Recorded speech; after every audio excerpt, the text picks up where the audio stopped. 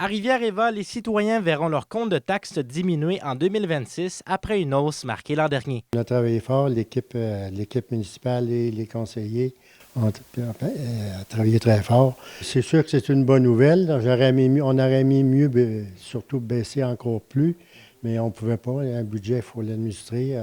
On a réussi à faire un budget équilibré. C'est ça qui est important aussi. Lors du dépôt du budget, l'ambiance était bien différente de celle de l'an dernier. Lorsque le conseil municipal a déposé le budget 2026 à la séance extraordinaire d'hier, il y avait pas loin de 50 personnes dans la salle. Et je vous dirais que ce qu'on a ressenti, c'est une grande satisfaction de l'ensemble des citoyens qui ont remercié le conseil municipal pour ce nouveau budget.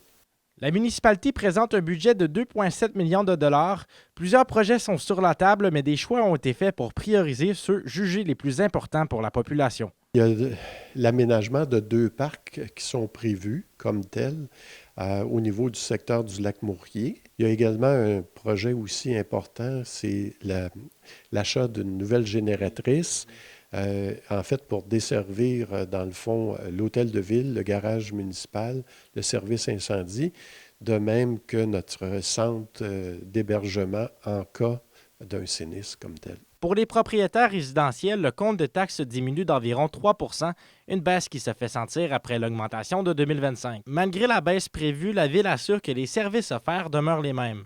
Non, il n'y aura aucun impact sur les changements de la gestion. On offre les mêmes services, les mêmes qualités de service qu'il y avait par le passé.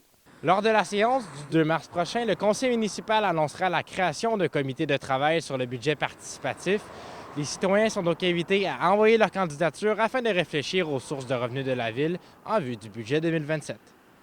Zachary Desrosiers, RNC Nouvelles, Rivière-Éva.